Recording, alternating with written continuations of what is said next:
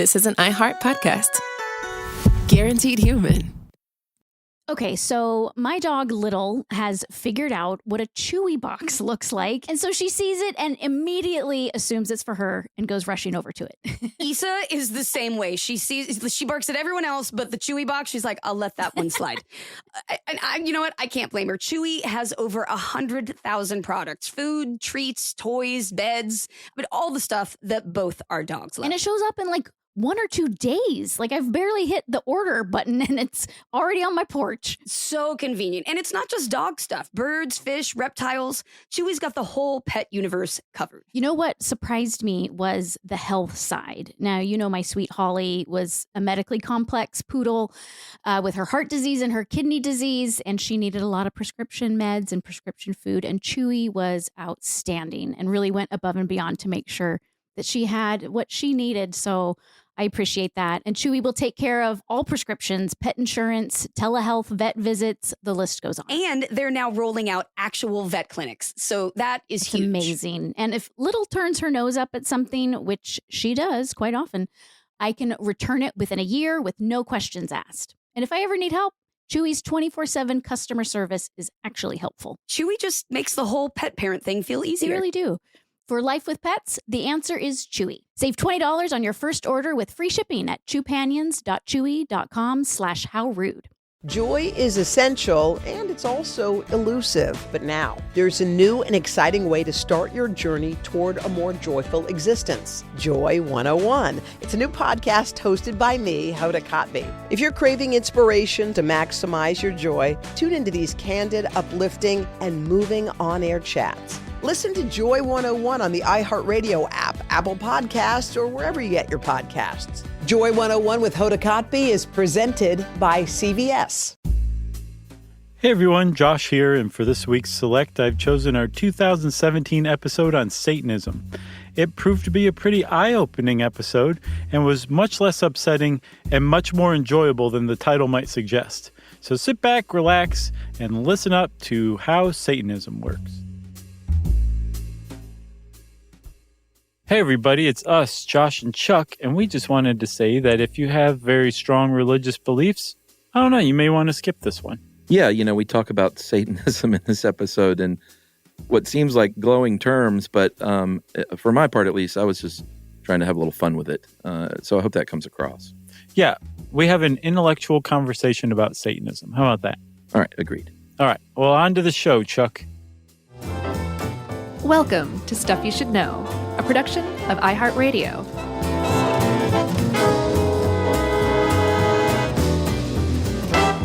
Hey, and welcome to the podcast. I'm Josh Clark. Seated directly across from me is one Charles W. Wayne Charles Chuckers Chuck Bryant.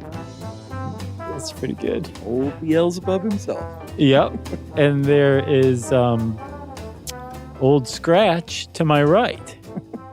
Matt, do you let people know your last name? Oh, yeah, you're a personality. Matt Frederick.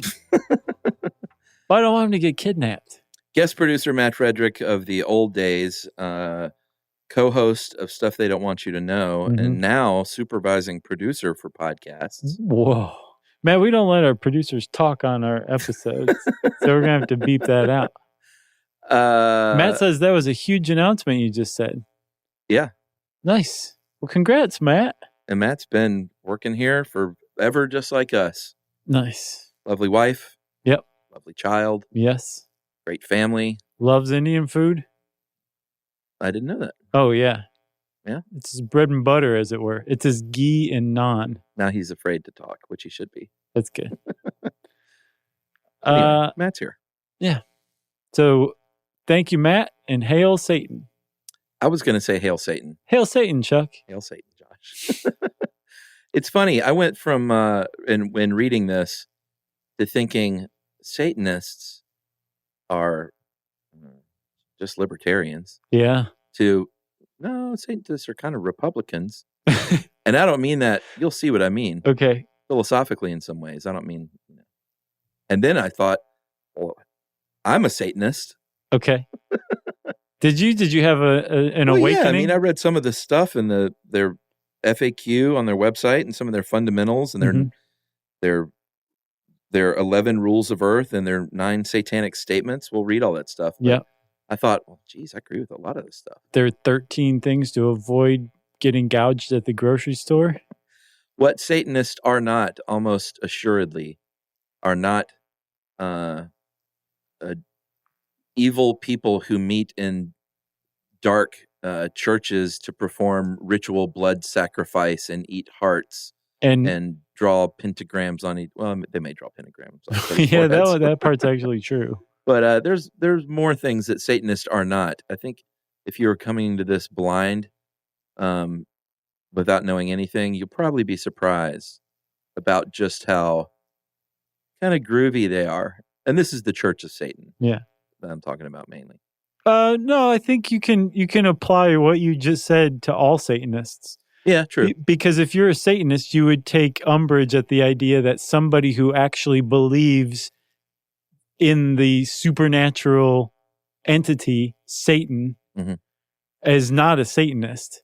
Right. Because Satanism, by definition, at least modern Satanism, by definition, is an atheistic philosophy. So there's no supernatural entities of any kind to Satanists. So somebody who worships Satan would be a devil worshiper, which is a completely different kind of thing. Yeah, and I didn't even finish. The last thing I thought... Well, no, I mean, I got off track. The last thing I thought when I was reading about the Temple of Satan is that these are just liberal hippies. Temple of Satan, such a range. The Satanic Temple. Yeah, Satanic Temple. They are. I saw them compared to or analogized as a dark yes men. Remember, the Yes Men? No. Oh, you got to check out the Yes Men. There's a couple of Yes Men documentaries, and they basically do this, but it's not satanically associated. Okay. And I wonder why it was satanically associated. I'm like, sounds like you're a bunch of liberal hippie scientists to me. Well, we'll get into all that. Okay. So we're talking Satanists and Satanism, if you couldn't tell, because we have been saying Satan a lot. And if, like Chuck said, you're coming into this blind, let us illuminate for you. Let us bring the light to your eyes. And we both grew goatees for this episode. Yeah, exactly. Specifically, and shaved our heads. And horns. Jonathan Strickland actually could do a sort of an amateur Anton LaVey if he wanted to. He could. I'm sure he does at home, if you know what I mean. All right, so let's go back, and this is a Grabster article, so it's got the goods, and talk a little bit about the origin story of Satan, which we will lead up to sort of what the modern version of that is. But if you're thinking red guy with a pitchfork and pointy hooves, right? That's tries to lure people away from God to do bad things. That kind of came around later. So we need to go back further to the Hebrew Bible, which the Christian Old Testament is derived from. Right. And there's a lot of uncertainty on what Satan actually meant, depending on how you want to translate the Hebrew term. Right. And the reason there's uncertainty is because Satan wasn't a figure in early Judaism. Because the early Jews believed that God was all things. God was good. God was evil. God was responsible for everything in the universe. There wasn't what we understand now, or anybody who thinks of the Judeo-Christian ethic now. There wasn't dualism, which is there's good and the bad. There's light and the dark, and they equal each other out. In early Judaism, this didn't exist. It was all in one, so there was no need for Satan, right? But as this concept of an all-benevolent, loving God spread, this question arose, which was, well, wait a minute, if God is just so benevolent and loving, why does he or she let bad things happen? And so the need for the concept of Satan emerged later on. And because of the early Judaism's proximity to Persia, which was ruling the land at the time at about like the 6th to 3rd centuries BCE, Persia had Zoroastrianism, which had dualism. So they kind of introduced the Hebrew faith to dualism, and hence Satan was originally born. Yeah, so there's no like consensus when you look at these old texts, what these translations mean. Sometimes it is an adversary or an opponent to God. Sometimes it's not. Sometimes it's he's like an attorney in the heaven's legal system, Right. throwing He's the book at people. like Al Pacino. Oh yeah, quite literally. What Yeah. didn't he play the devil? Yes. Or did he? As a lawyer, Right. What was it? Devil's Advocate Right. with Keanu. I don't think I ever saw that. I didn't either. Okay. But I mean, we were both alive at the time, so we know. Yeah. You look at all these different forms of what the word meant back then before it became the modern version we all know. And the one kind of common thread through all of them, though, is that Satan was an outsider who was sort of against the man and these established values that everyone else seemed to believe in. Right. Or established rules, or just even the establishment in general. Yes. He's the antithesis of that. Correct. You get into the Christian New Testament, and it starts to clear up a bit to where there is a single being called Satan who is supernatural, and it's a direct opposition to God, and is usually used as a tool God uses in the Bible, at least, as a test. Like, go down there and test these humans Go get that guy. to see if see which way their allegiance lay. Right. That Satan's called the scriptural Satan, or Satan of the scriptures, right? Yeah. He also kind of comes out of nowhere in the New Testament to tempt Jesus in the desert, I believe. And I mean, you know all this, right? Yeah. Am I right? It was in the desert? Well, yeah, and I think, by the way, just to back up to that last episode when stuttering, when I didn't hear the story about Moses in the Bible with a coal in his mouth or whatever, everyone wrote in and was like, it's not in the Bible, don't feel bad. Oh, good. It was from something else. Right. It was from the Disney movie. Yeah. So, but in one of the Gospels in the New Testament, and no need to write in to let us know, but it's in one of the Gospels in the New Testament that Satan appears to Jesus to try to tempt him. And he's kind of brought in almost like he's a character that everybody should know. But if you're just reading the New Testament from beginning to end, you're like, what? Who's this guy? Yeah. But apparently another gospel makes mention that Satan was the serpent in the Garden of Eden. So he's a big tempter. He's bent on corrupting man and getting man to stray from God's flock, basically. Yeah, and there are these there's certain demons that are named properly in the Bible, like Beelzebub and Belial. And again, it's just sort of conjecture on our part whether or not that's referring to Satan or whether it's a generic evil. Mm-hmm. It's just sort of difficult to. What it wasn't was the devil with the horns and the pitchfork that we all think about. No, and those earliest names for the devil, like Beelzebub, are actually corruptions or alterations of competing religions' gods, right? Yeah. So early Christianity and or I guess Middle Judaism had this kind of tendency to take other religions' gods and make them the evil characters in their religions. Because they wanted Christianity to flourish. Right, exactly. They wanted to make the competition look bad as a way to do it. It was a smear tactic and a campaign to get converts, right? So Beelzebub is actually a corruption of Baal Zevul, Baal Zevul. Baal the Exalted. I think if you say that one more time, he will appear. And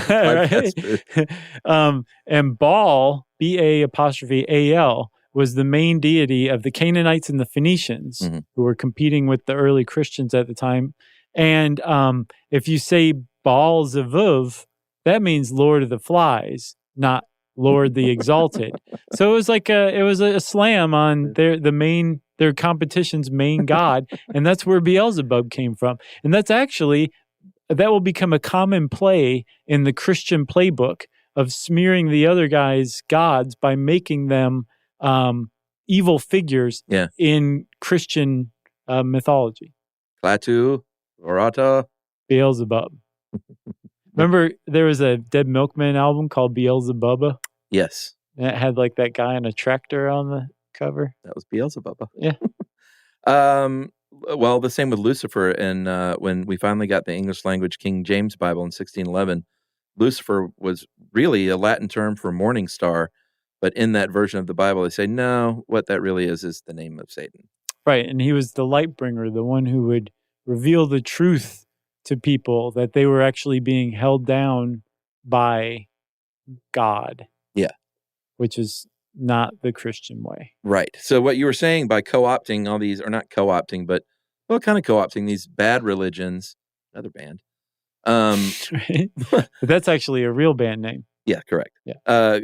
These bad religions and saying those are the bad ones, that's how the devil that we know today, the Satan, that we know today has taken shape because they, like the Greek god Pan had the cloven hooves and the horns. Yeah. Bacchus, the Roman god, is where you get this insatiable bacchanalian decadence, which, as we'll see with the Church of Satan, isn't too far off. They certainly love their orgies. Sure. And their trays of fine meats and roasted meats and cheeses. Jugs of wine. So in the Middle Ages and the Renaissance, then this mythology, Christian mythology, is expanded. You get a couple of books that were very key into shaping who we think of today as Satan. Right. One was John Milton's epic poem Paradise Lost, and then of course Dante's Divine Comedy. This is where we got the idea that Satan was an angel expelled from heaven because of his pride, who then said, "And I will defeat the Lord." Right. These are actually from 2 books written by dudes. Yeah, a lot of the mythology about Satan that Christians understand as Satan, and that just people in the culture generally understand as Satan, don't show up anywhere in the actual Bible, right. Old Testament or New Testament. All that stuff came afterwards. So, Chuck, the Enlightenment was another turning point then. Big time. For the conception of Satan. And this is his evolution as like a scary, supernatural, otherworldly figure takes a different turn because the Enlightenment was based on rational thought. Yeah. Secular humanism finds its roots in the Enlightenment. And they started to come to see Satan as a kind of a creative force almost. Yeah. A foil to the establishment. This idea that Satan is the opposite of the established norms and customs and moral goods. Yeah. And that he's kind of like a handy archetype for that. So he loses some of his supernatural Jewish. Yes, and is replaced by metaphorical zhuzh. Yeah, and I think that seems to be the one that the Church of Satan sort of identified with a little more. Was it Satan was just a free-thinking dude? Yeah, apparently that's where they got that. That's where it finds its roots, was the Enlightenment. Very interesting. Which makes sense because most Satanists would be probably humanists, secular humanists. Although they're individualists, but you could make a case that that's an individual humanism. Yeah. And that's, that comes out of the Enlightenment as well. So you want to take a break and then keep going, or you want to keep going? No, let's take a break and we'll talk a little bit about witches right after this.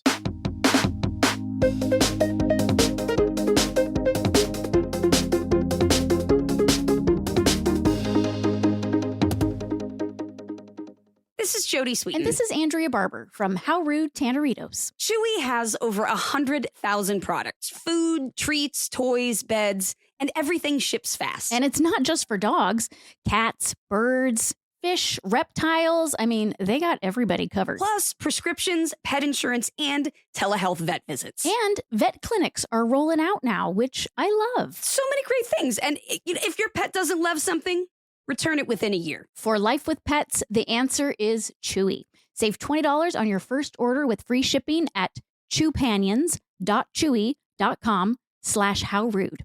Joy is essential, and it's also elusive. You can't order it, you can't borrow it, or simply hope it into life. But now, There's a new and exciting way to start your journey toward a more joyful existence. Joy 101. It's a new podcast hosted by me, Hoda Kotb. Together, guys, we'll have meaningful conversations with the world's most fascinating people. Entertainment legends, sports icons, wellness experts, and everyday people will share how they find, allow, and experience joy. And I'll offer some of my own tips and takes on seeking a more balanced and harmonious life. If you're craving inspiration, support, and useful tools to maximize your joy, tune into these candid, uplifting, and moving on-air chats. Joy after a breakup, joy as an empty nester, joy after a loss, joy as a caretaker. This new podcast will speak to you. Listen to Joy 101 on the iHeartRadio app, Apple Podcasts, or wherever you get your podcasts. Things are getting eerie this week on Snafu with Ed Helms. My Favorite Murder hosts Karen Kilgariff and Georgia Hardstark join me for the unsolved kidnapping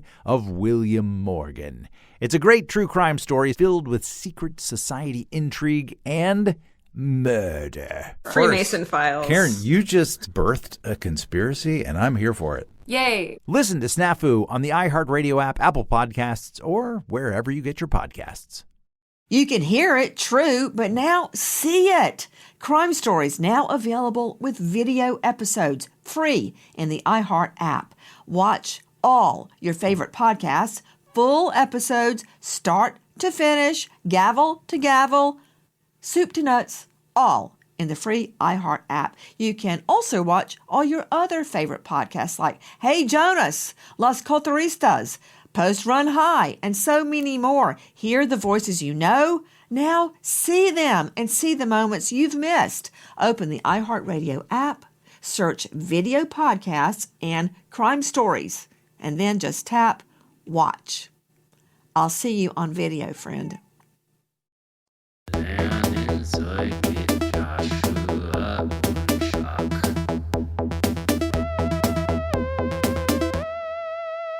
So I promised talk of witches. We did it in, that was a long time ago. We did an episode on witchcraft. Yeah. Many, many years ago. Yeah. And if you are a witch or a Western esoteric, you were probably one of two groups of people to be accused of worshiping Satan in the Middle Ages and the Renaissance. Basically anything in opposition to organized Christianity was Satan worship. Right. And that's the same thing as saying your God, your creator deity is like Satan in our religion. It's the same thing. Anything that's in opposition to Christian thought is automatically heretical. And the kind of almost like the lazy shorthand way of describing it is it's satanic. Yeah. You know Satan, he's scary and evil, right? Uh-huh. Well, what these people think is satanic.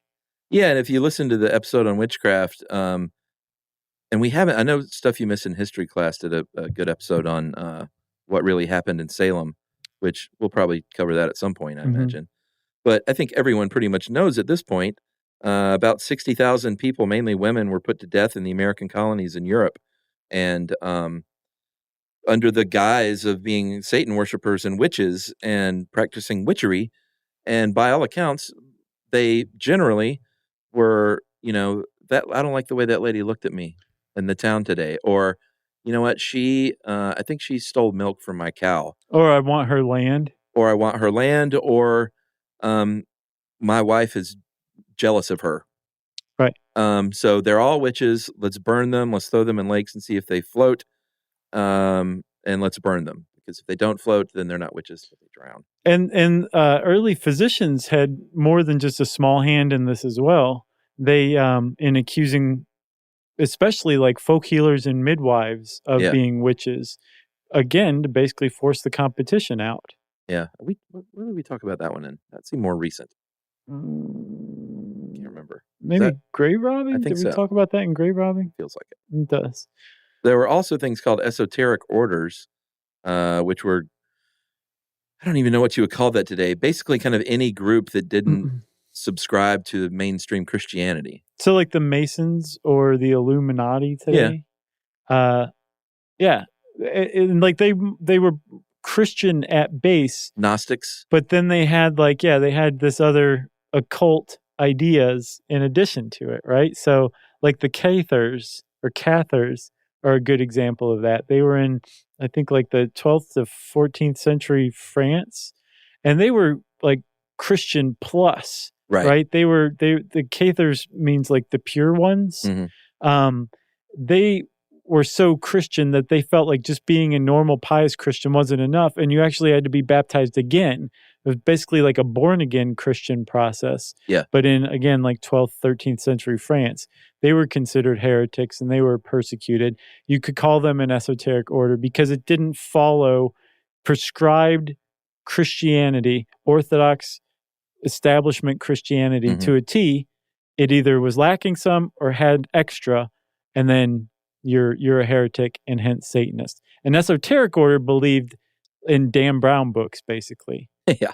That all that stuff is true. All the stuff he writes about is about like esoteric orders. Well, and here's the thing, though: they were all labeled as Satanists, but there's no evidence whatsoever that any of them were satanic in truth. Yeah, you know. Well, I was reading about one, the Luciferians. They may have been. Although their concept of Satan wasn't that he was evil, their concept was that he was the one true deity and that he had been tricked into being kicked out of heaven unfairly by a treacherous Jehovah. Oh, interesting. And that it was actually Lucifer who was supposed to be in charge, and that Jehovah was oppressing everybody. So if that's true, then yes, as far as the church goes, that is as satanic as you can possibly get in your beliefs. Yeah. Because they were in total opposition to the church in their beliefs as well. But that's, I mean, for the most part, most of these other groups were not in any way, shape, or form satanic as you would think of it today. Well, yeah, and Ed even points out in here, the Grabster, that there's no evidence in world history that there's ever been any long-term organized group of people that worship Satan as some evil entity. Right. That's a huge one. Because that's one of the ways that Christianity was able to smear its rivals by suggesting that they were part of a huge, massive cult, satanic cult. Yeah. And I mean, like, if there's a supernatural entity that's bent on getting you and making your life terrible, and there's actually people on earth who are following this person, it's going to make you stay to the straight and narrow of your prescribed religion even more. Oh, yeah. Right? Fire and brimstone and whatnot. Yes. I grew up with that, you know. Yeah. I can't remember which show. I think it was during Satanic Panic. We talked about the Devil Worship House in Stone Mountain. That it was the scariest place I had ever driven past on the way to Steak and Ale. Right. Man, I miss Steak and Ale. Are they done? Surely they're around, right? There's probably like one in Vegas and one in Hong Kong or something weird like that. It'd be funny if the one on Hong Kong was like this retro throwback themed American thing, you know? Yeah. It's like America in the 80s. Right. All right, well, let's talk about Anton LaVey then. Let's. The time has come. Oh, wait, I want to say one more thing. Okay.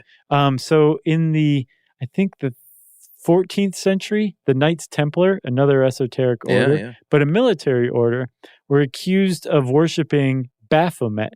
And Baphomet another name. is Satan with like the goat's head and horns. Yeah. That's the great looking statue they tried to put up in Oklahoma. Right. Well, Baphomet is most likely an alteration or a mistranslation or something of Muhammad. And that it was used to basically include Muhammad as Satan in the Christian ethos when the Christians first encountered Muslims during the Crusades. Yeah. So it was like the same thing, but 1,000 years after they did it to Beelzebub, they did it to Muhammad. And we should do like a 10-parter on the Crusades. Yeah, we should. Starting now. Just tried to think if I would be up for that. Yeah, I don't know. I don't think so. All right. Can we invite Anton LaVey in? Yes, now he can come in. The ghost of Anton LaVey? It is Jonathan Strickland. So this dude, he's the founder of the Church of Satan, if you did not know that. Look up a picture of him. You've probably seen him before. Bald head, goatee. Look at that guy. You know what does bug me about all Satanists is if you just look up photos of prominent ones or meetings, they're always doing these faces. Yeah. Like you never, I mean, actually, ironically, the only one I've ever seen smile in a picture is the current high priestess, whose name is Peggy, which I think is adorable. Sure. This is cute old lady. Yeah. And not even that old, but Yeah. I think She's like, a senior oh, citizen. really? Old lady, huh? Yeah. Oh no. She smiles in photos, but every other picture are like, their eyes are big and they're frowning or they're licking their teeth or something. Yeah. Just come on. I was on the Church of Satan website yesterday, and I saw a picture of some Satanists all smiling. Oh, yeah? But it was because Anton LaVey had a naked woman over his knee and was spanking her.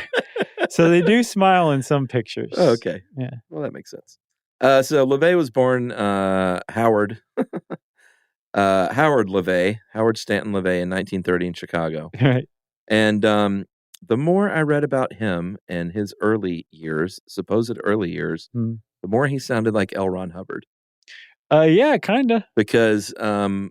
Ron Hubbard and Anton LaVey both, if you ask them about their backgrounds, they'll tell you one thing. Right. If you ask someone Their else, mothers, who like Lawrence Wright, who does research, right, they say, I really can't find any evidence of this stuff that they claimed. Yeah, I mean, if there was anyone who subscribed to lying just as much as you possibly could as a form of showmanship, Anton LaVey was definitely that guy. Yeah, so he says that he had a very colorful upbringing. He worked at a circus. He was worked at sideshows. He was a police photographer, which may have been true.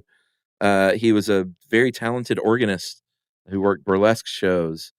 If you ask other people who have done research, they say, no, he kind of was this suburban kid in suburban San Francisco, not super interesting. One thing that everyone will say, though, is that he was interested in the occult. He was interested in pulp horror novels and magazines. Like Lovecraft? Loved Lovecraft. And he was interested in, he was very much turned off by the double standards, what he perceived to be the double standards of mainstream Christianity. Right. Because supposedly he would play in these burlesque shows and see all these men there. Then the next day see them in the churches. Mm-hmm. And that had a real impact on him, supposedly, that he was just like, this is BS. Yeah, he didn't like phonies. Didn't like phonies. Phonies drove him crazy. Him and Holden Caulfield. Right.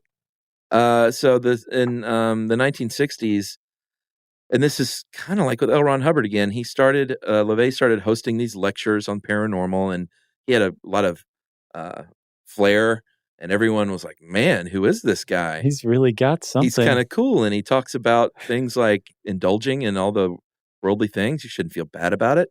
You should masturbate and have sex with tons of people at once if you want, and just do whatever pleases you. It's fine. Don't worry about it. Sure. And so people in the 60s were like, there was a time in the late 60s where there's this great article in the Telegraph when Satanism seduced Hollywood or something like that. Yeah.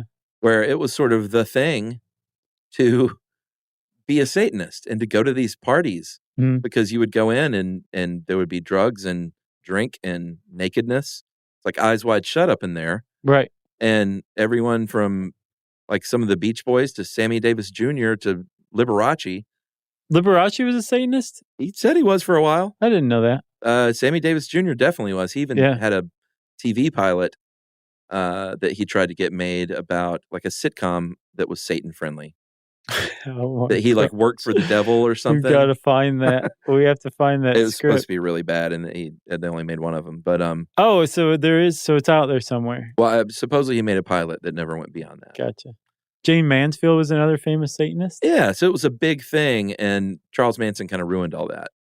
Oh yeah, Manson ruined a lot of stuff. As far as it being cool, yeah, to go to the Church of Satan. But at any rate, LaVey was making waves, and in 1966 created officially the Church of Satan, and in 1969 published the Satanic Bible, right, which is pretty interesting to read through. Yeah, I haven't read it all, but I read quite a bit of passages. So one of the things that he's accused of is plagiarism. Yeah, for sure. And his adherents still to this day, they kind of acknowledge it a little bit, but they more put it like, no, he was building on an earlier work that he didn't really give credit to. But there was a book. So he wrote the Satanic Bible in 1969. Published in 1969, yeah. there was a book published in 1890, I think it was, called Might is Right. And it was written pseudonymously by a guy named Ragnar Redbeard. And Ragnar Redbeard wrote this book, and it was extremely into social Darwinism. Uh-huh.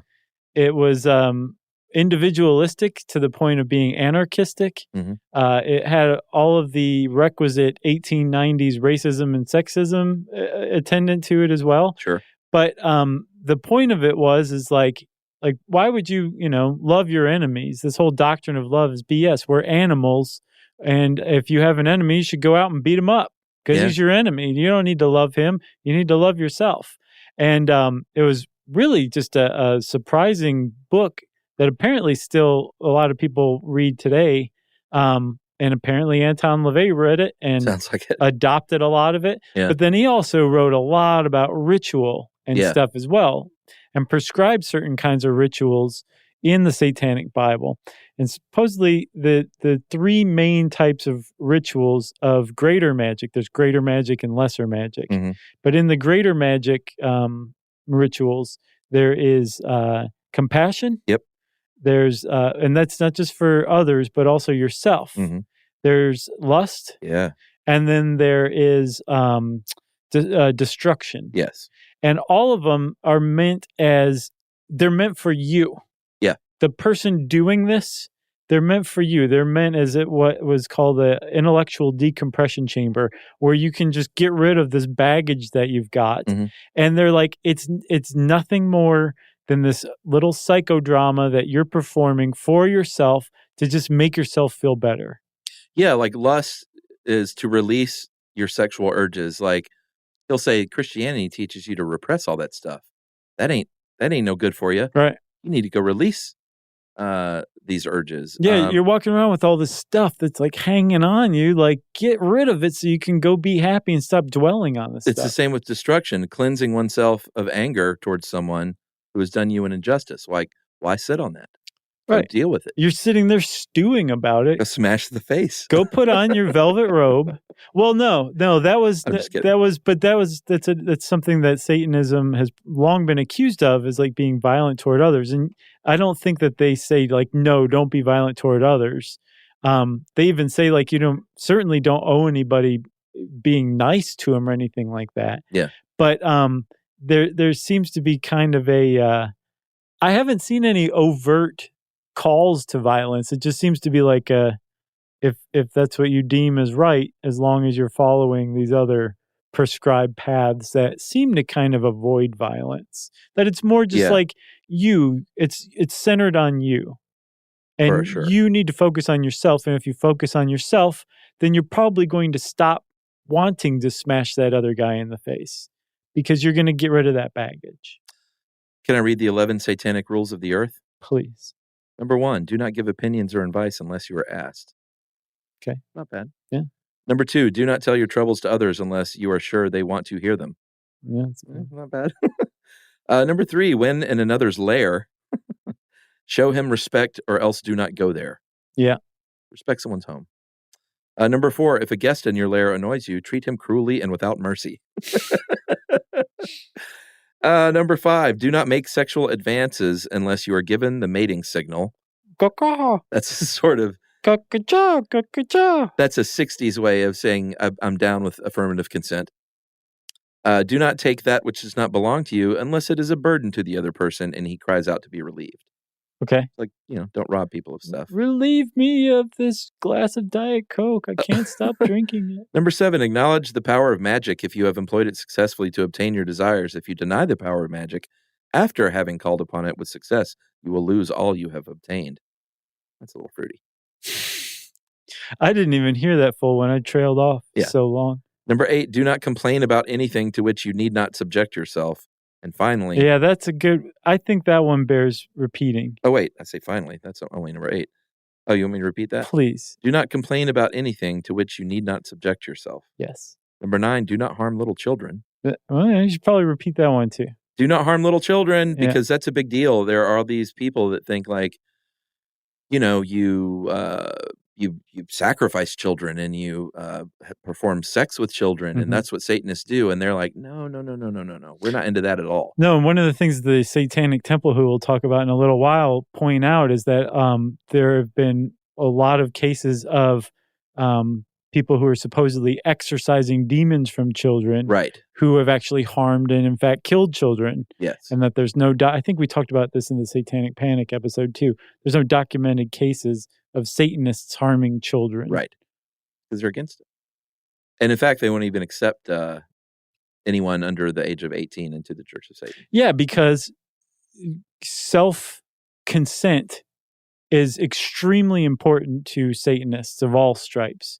The idea of being forced into, indoctrinated into any church before you can make a decision for yourself really goes against the idea of individual liberty and thus satanic thought. Number 10, do not kill non-human animals. Because like you said, they called humans animals too. Yeah. In fact, they said that we're not much better even than animals. No. Which is an animal reminder. It is. Do not kill non-human animals unless you are attacked or for your food. Like if a cheetah pounces on you, kill it. Yeah. If you want to eat the cheetah, kill it. And then finally, drum roll, 11 satanic rules of the earth. When walking into open territory, bother no one.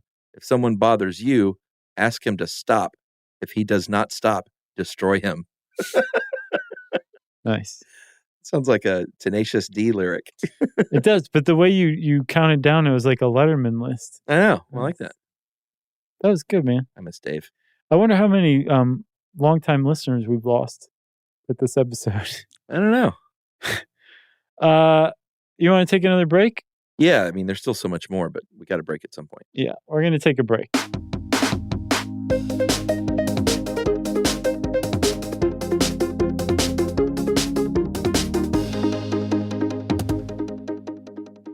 This is Jody Sweeten. And this is Andrea Barber from How Rude Tanneritos. Chewy has over 100,000 products. Food, treats, toys, beds, and everything ships fast. And it's not just for dogs. Cats, birds, fish, reptiles. I mean, they got everybody covered. Plus, prescriptions, pet insurance, and telehealth vet visits. And vet clinics are rolling out now, which I love. So many great things. And if your pet doesn't love something, return it within a year. For life with pets, the answer is Chewy. Save $20 on your first order with free shipping at chewpanions.chewy.com/howrude.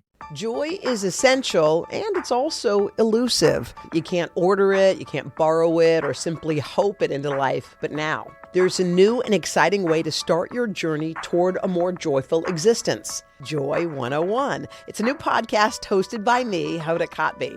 Together, guys, we'll have meaningful conversations with the world's most fascinating people. Entertainment legends, sports icons, wellness experts, and everyday people will share how they find, allow, and experience joy. And I'll offer some of my own tips and takes on seeking a more balanced and harmonious life. If you're craving inspiration, support, and useful tools to maximize your joy, tune into these candid, uplifting, and moving on-air chats. Joy after a breakup, joy as an empty nester, joy after a loss, joy as a caretaker. This new podcast will speak to you. Listen to Joy 101 on the iHeartRadio app, Apple Podcasts, or wherever you get your podcasts. You can hear it, true, but now see it. Crime Stories now available with video episodes, free in the iHeart app. Watch all your favorite podcasts, full episodes, start to finish, gavel to gavel, soup to nuts, all in the free iHeart app. You can also watch all your other favorite podcasts like Hey Jonas, Las Cotaristas, Post Run High, and so many more. Hear the voices you know. Now see them and see the moments you've missed. Open the iHeartRadio app, search video podcasts and crime stories, and then just tap watch. I'll see you on video, friend. Things are getting eerie this week on Snafu with Ed Helms. My Favorite Murder hosts Karen Kilgariff and Georgia Hardstark join me for the unsolved kidnapping of William Morgan. It's a great true crime story filled with secret society intrigue and murder. Freemason files. Karen, you just birthed a conspiracy, and I'm here for it. Yay! Listen to Snafu on the iHeartRadio app, Apple Podcasts, or wherever you get your podcasts.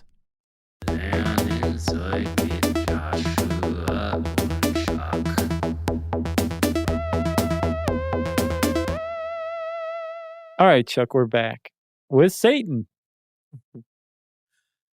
Remember the kids in the hall? Oh, yeah. Kevin McDonald, I think, was Satan. Was that him? Yeah. Yeah. That's good stuff. So we've been talking a little bit about the philosophies of the Church of Satan. Just real quickly, there are 9 satanic sins. And again, I hate to say it, but this is sort of appealing to my brain. The 9 satanic sins are stupidity, pretentiousness, solipsism, self-deceit, herd conformity, lack of perspective, forgetfulness of past orthodoxies, counterproductive pride, and lack of aesthetics. A lot of those are really, really tough to explain. Well, I don't think so. Anton LaVey, well, some of them are pretty self-evident, but forgetfulness of past orthodoxies. LaVey wrote this list in 1987, and it's on the Church of Satan website. If you're interested, go check it out. Because it's some of it, you're like, oh, yeah, it kind of makes sense. 87? 67? 87, I saw. Oh, really? Well, it was copyrighted 1987. So the takeaway is that what the Church of Satan and LaVeyan Satanism, right? What it really is atheistic, anti-Christian ideals. Well, that is something that you said that is really important. The Church of Satan specifically, the one founded by Anton LaVey, yes, has positioned itself as counter to Christianity. It really does not like Christianity. Right. And as a result, it's allowed itself to kind of be drawn into a lot of pedanticness and arguments that it shouldn't. And it almost seems like they feel the need to justify themselves because of putting themselves in that position. So if that kind of turns you off, well, then, friends, you're going to love the Satanic Temple. Yeah, and if you were interested in that, you can become a member of the Church of Satan by sending $200 to a P.O. box. Right. That you can find on their website. But you get a membership card, and that's it. That's all you get. Yeah, and there's actually a lot of criticism among Satanists of the Church of Satan. Oh, yeah. Because, they haven't done anything for a really long time. And a lot of people give credit to LaVey for founding the Church of Satan, and that while he was alive, the church was thriving. But after he died, the church kind of died with him in the eyes of a lot of Satanists, especially Satanic Temple adherents that I've seen. Yeah, it's now headed by Peter Gilmore, who I think John Hodgman is actually sort of a pal of his now. I believe that. I have to say it showed a lot of restraint by Peter Gilmore not to change his name to Peter Grimmore. And then, as I mentioned earlier, Peggy Nadramia is the high priestess right now. Yeah. But I agree. Moving on to the Satanic Temple, it's pretty fun because they have something out there called the Satanic Children's Big Book of Activities. Mm-hmm. I think it was given to me by Matt Frederick. It was given to me by someone, but it's called the Satanic Children's Big Book of Activities. And it's wonderful. We talked about that for sure on Internet Roundup. Yeah. For sure. And that was just like one in a string of, I don't want to say countless, because if I bothered to, I could count them. But there's like a string of basically satanic-based political projects that the Satanic Temple has taken on that really kind of define who they are, right?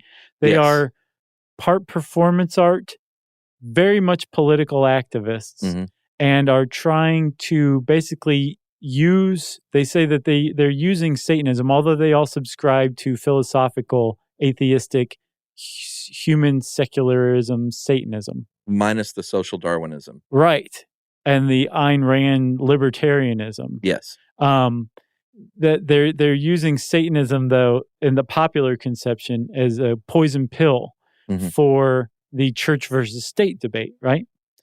Yeah. And you can also buy shirts and hoodies and coffee mugs. So with this, they use this poison pill, these list of projects. One of them was the Satanic Children's Activity Book, which they printed up to distribute at schools. I think there was a school in Florida where Christian evangelists were handing out pamphlets at a public school So the Satanists said, oh, well, great. Well, if they can do it, then any religion can do it, because the First Amendment prohibits the establishment of any religion or endorsement of religion by the government. So we can go do it too. So they start handing out satanic stuff. And anytime the Satanists roll into town and say, us too, that usually means that the local city council or the state even puts an end to the implicit Christian endorsement of that's going on. Like usually. Sanctioned Christian endorsement via politics. Yep. And by the way, when I say that children's workbook is wonderful, and if you're out there going, oh, why would you say that? Like, go check it out. It's literally stories about kids being more accepting of others and being friendly and sharing. And it's like any children's book, but the kids are wearing like pentagram T-shirts and stuff. Yeah. Which makes me wonder, like, what about this? Why call themselves that? It seems like they just are. I know they're trying to rabble-rouse and get attention, but I think they might get a little further or maybe that's the whole point. I think, well, in part, using it as like if this actually happened. There's a town in Arizona, I'm not sure which one, but they had a habit of opening their city council meetings with a Christian prayer. Right. Well, most likely, every single person in that town that the city council represents is not Christian. Right.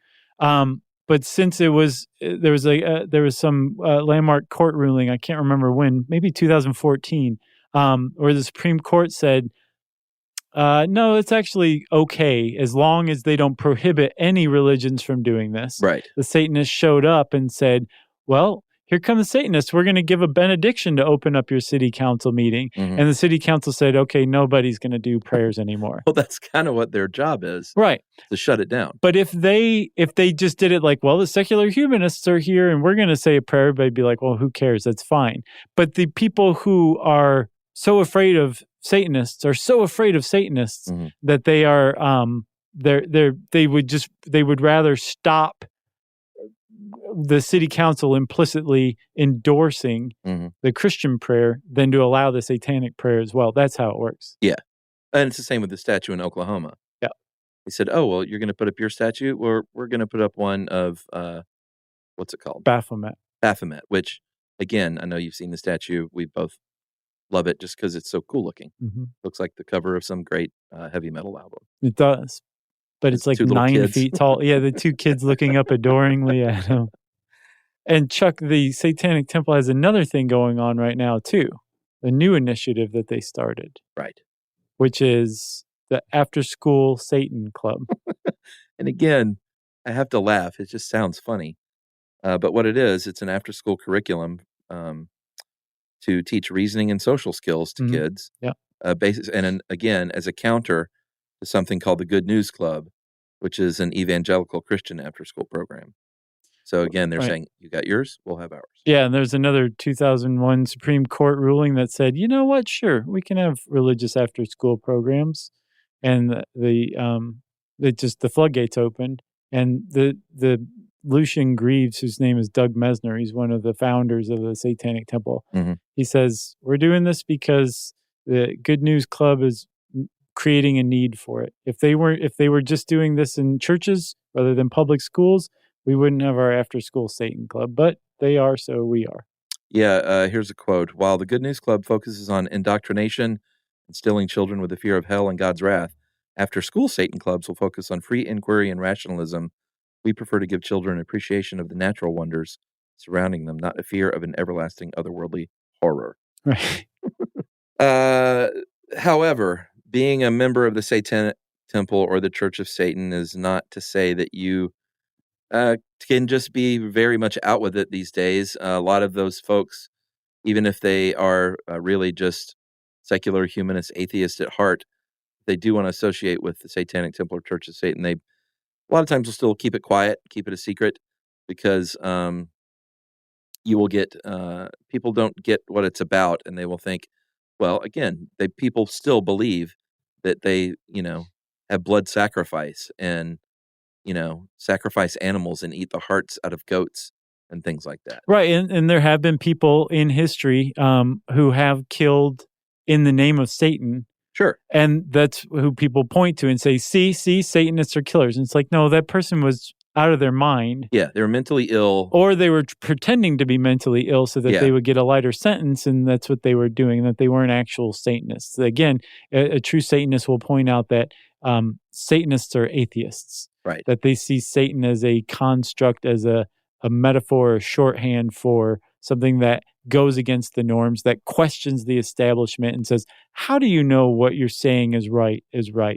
Who says? Yeah, and we don't even worship Satan per se. We really, if you want to say anything, worship ourselves as individual gods. Peter Gilmore calls it I-theism. Oh, that's catchy. Isn't it? The lowercase I. He's like, yes, Gilmore, you genius. What did you say his name should have been? Grimmore. Or Killmore. Yeah, Richard Ramirez, David Berkowitz, Son of Sam, talked about demons.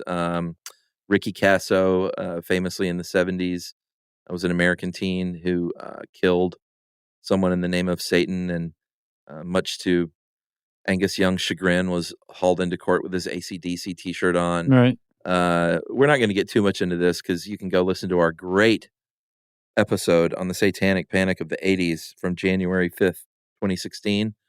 But in short, it was a time where people like Ozzy Osbourne and Judas Priest were making use of satanic imagery purely for gags and selling records.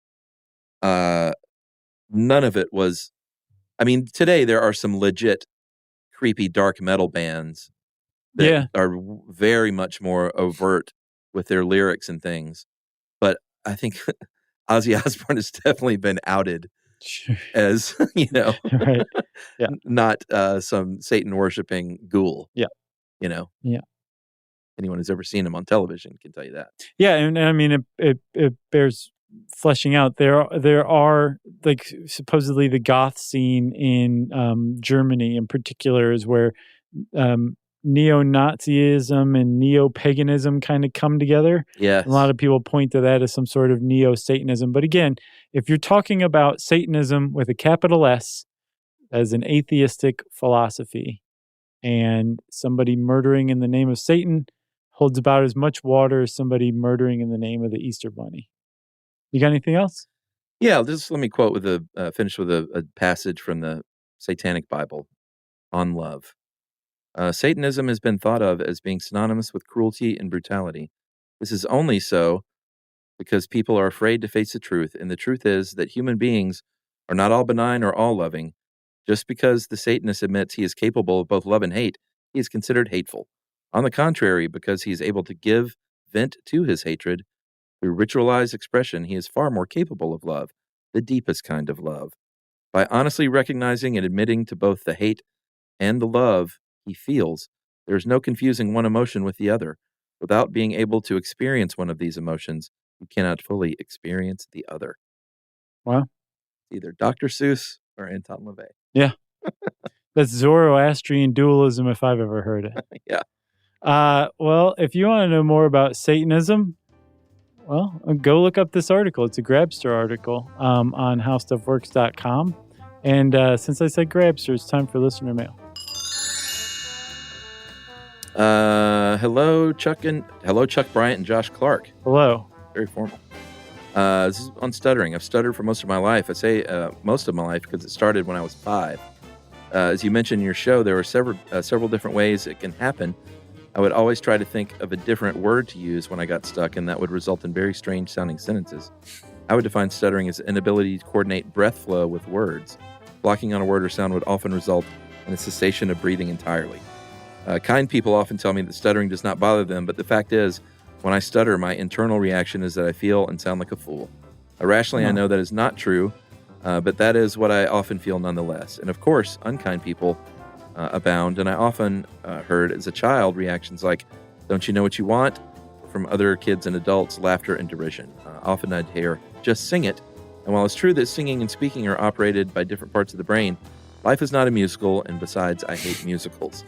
So, at the age of 67, I would never have thought that I'd end up talking on the phone and dealing with the public for a living. I still occasionally stutter and sometimes feel pretty badly, but I've learned to just live with it. Sometimes feel as I get older, I just don't give a darn anymore. That allows me to relax and stutter less. That is a perk of aging. Sure. not caring. Yeah. Stress brings it out, and as does talking about my difficult and bizarre childhood. I'm a singer.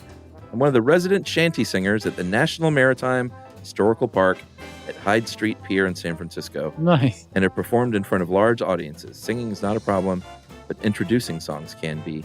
You might say I'm the Mel Tillis traditional song. And that lovely email was from Richard Adrianowitz. Thank you, Richard. I love that one. Yeah, good one. Nice. And everybody who's in San Francisco, go down to Fisherman's Wharf and see Richard. Yeah, check out the show. The Mel Tillis of shanty singing. I love it. If you want to get in touch with us, you can send us an email. Send it off to stuffpodcast@iheartradio.com. Stuff You Should Know is a production of iHeartRadio. For more podcasts from iHeartRadio, visit the iHeartRadio app, Apple Podcasts, or wherever you listen to your favorite shows.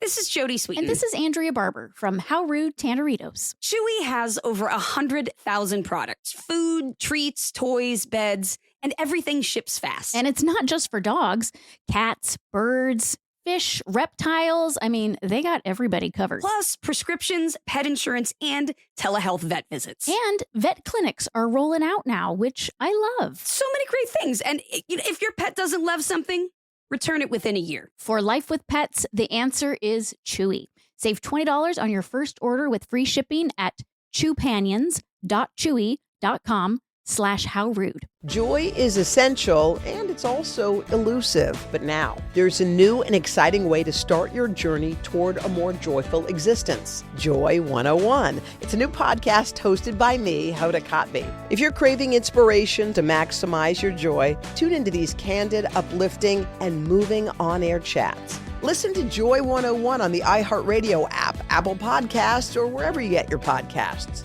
Joy 101 with Hoda Kotb is presented by CVS. This is an iHeart podcast. Guaranteed human.